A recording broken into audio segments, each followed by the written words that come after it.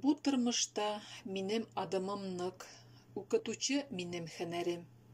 Бар көчемне, талантымны биреп, балалар дип уза көннәрем. Укытучы. Синең исемең алдында түбәнчелек баш ием. Некрасовның бу сүзләрен һәр кайсыбыз мәктәп йылларыннан ук хәтерли. Кеше тормышында укытучының роле һәм урыны бәяләп бетергесез. Укытучы профессиясы безнең илдә хөрмәтле һәм мактаулы хезмәтләрнең берсе. Укытучыга меңнәрчә шигырьләр, җырлар, китаплар багышланган. Чыннан да, кеше бу дөньяда нинди генә биеклекләргә ирешсә дә, уңышлары башында укытучысы тора. Укытучы җәмгыятьтә иң хөрмәткә лаек кеше. Укытучы сабый балага хәреф танытучыда, үсеп җитеп тормышка аяк басканда һәм аның ваклыклары арасында югалмас өчен юл күрсәтүче ул. Шулай итеп, мин укытучы юлын сайладым. Мәктәптә 25 ел эшләү дәверендә нәрсәләрне өйрәндем дә, нәрсәгә әһәмият биреп бетерә алмадым икән. Әйе, укытучы үзе укыганда гына чын укытучы булып кала, дигән бөек философ. Тәрбияле, белемле, бар яктан булган шәхес, ягъни көндәшлеккә сәләтле укучы тәрбияләү өчен заман белән бергә атлау, укучыларны кызыксындырырлык яңа технологиялар кулланып эшләү мөһим.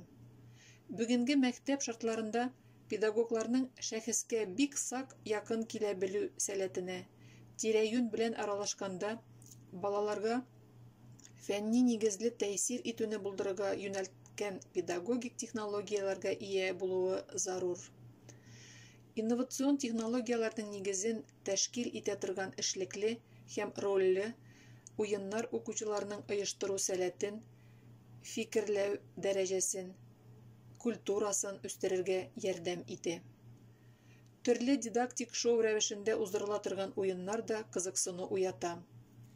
Алар мөстәкыйль эзләнү эш нәтиҗәсе, талантлы, сәләтле балалар иҗади эзләү чарасы да булып тора. Хәзерге заманда укучыларның сәләтле булуы гына җитми, үзеңнең дә артта калмавың кирәк.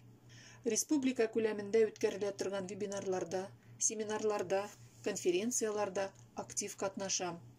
Әле ул гына түгел, республикада үткәрелә торган Шум брат Мордовия бәйгесендә безнең шатлык ансамблебыз лауреат исеменә лаек булды. Мин татар теле һәм әдәбияты укытучысы. Укучыларымда халкыбызның данлы үткәненә, гореф-гадәтләренә хөрмәт, бүгенге һәм киләчәк көннәренә ышаныч, туган җиргә, туган телгә мөхәббәт тәрбияләүне үземнең гражданлык бурычым дип саныйм. Дәресләрдә генә түгел, сыйныфтан тыш чаралар, сыйныф сәгатьләре аша да укучыларымда милли узаң формалаштырырга, милләтемә хезмәт итәрлек шәхесләр тәрбияләргә тырышам. 2010 елдан мәктәпнең татар теле һәм әдәбияты укытучылары методик берләшмәсен җитәклим. Татар теле көннәре күренекле шәхесләребезнең туган көннәрен билгеләп үтү, татарча концертлар, спектакльләр кую, олимпиадалар, төрле бәйгеләр, атналыклар үткәрү аша укучыларымда татар рухын саклап калырга тырышам. Соңгы елларда милләтебезнең үткәне, тарихы белән кызыксыну артты. Халкыбызның рухи мирасын барлау, тыргызу, динебезгә хөрмәт уяту юнәлешендә яхшы гамәлләр башкарыла. Кешелек өчен хас булган намуслылык, гаделлелек, шәфкатьлелек, олыларны хөрмәт итү кебек асыл сыйфатлар онытыла төшеп, матди байлыкка күбрәк омтылу көчәйгән заманда мондый эшләр бик тә кирәк.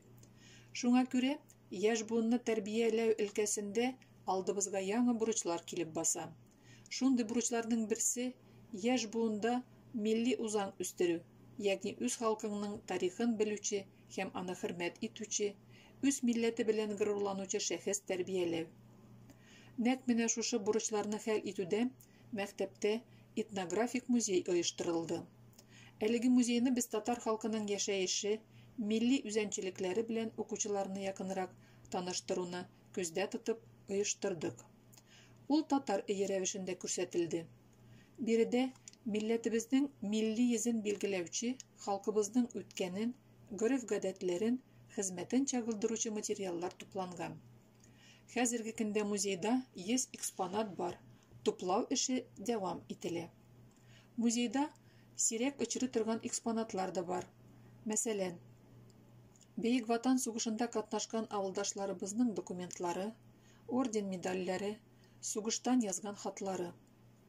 Музейда булучыларны биредә туплаган эш коралларыннан кул тәгәрмәне, туку ырчыклары, җеп эрләгеч, агач керәк, чабагач, урак, май язгыч, киле, шулай ук тормыш көнкүреш, кирәк якларыннан төрле керосин лампалар, керосинка, төрле йозаклар, сәгатьләр, үлчәүләр, бизминнәр, әбиләребезнең кул эшләреннән челтәр, чигүләр, сугылган тастымаллар, хатын-кызларның һәм ирләрнең милли киемнәре, чабата, бишек, шулай ук 18-20 гасыр акчалары, гарәпчә язылган иске китаплар, төрле значоклар җәлеп итә. Бу экспонатлар укыту-тәрбия процессында киң кулланыла. Музейда түбәндәге стендлар эшли. Мәктәбем горурлыгым, ветеран укытучылар, күренекле татар язучылары, Тукай, ул бит безнең якты йолдыз, якташ язучыларыбыз, Бөек Ватан сугышы ветераннары, Ленинча колхозы тарихы. Мәктәп эшчәнлегендә тәкъдим ителә торган бөтен эш төрләре дә балада фикер үсешен, мөстәкиллеген тәрбияли. Сүзем эзләнү конкурслары турында. Мәчетләр тарихы, авылдашларым белән горурланам, Днепрогэсны саклап калдылар. Аңа кадәр күпме кеч, иҗади эзләнүләр, кызыклы нәтиҗәләр. Эш барышында укучыларымның шәхес үсешенә игътибар итәм. Оялчаннар, яңалыклардан куркып кала торган кызларым урыннар алдылар. Моның өчен генә булса да тырышып карау кирәк иде.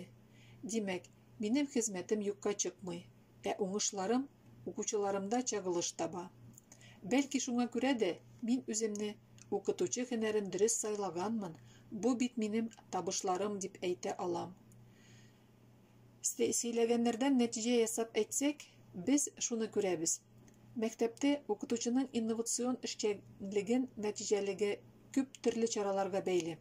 Булар методологик, оештыру педагогик, методик һәм техник чаралар.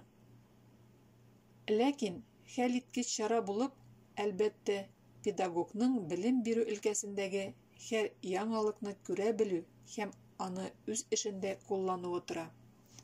Бөек шәхесебез Риза Фәхретдин әйткәнчә, һәр бер кеше үз кулыннан килгән кадәр эш эшләргә, байлык вә һөнәр һәм дә сәнгать өлкәләрендә милләтнең күтәрелүенә ярдәм кылырга тиеш.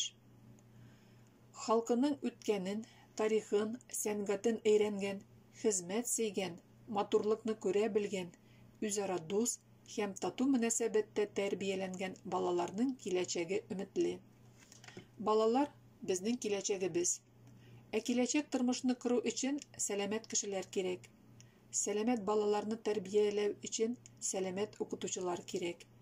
Барчагызга да нык сәламәтлек, күңел тынычлыгы, рухи матурлыгы телим һәм язмамны матур шигырь юллары белән бетерәсем килә. Мин бәхетле булыр идем әгәр ярата һәм яраттыра алсам, гүзәллеккә сыкландыра алсам, ылы җанлы булып кала алсам. Мин бәхетле булыр идем әгәр чын дус була алсам сезнең кебек, якты йөзем, күңел матурлыгым кешеләргә булса хуш килерлек. Мин бәхетле булыр идем әгәр белгәнемне шулай бирә алсам, шәкертләрем өчен һәр вакытта матур үрнәк булып кала алсам.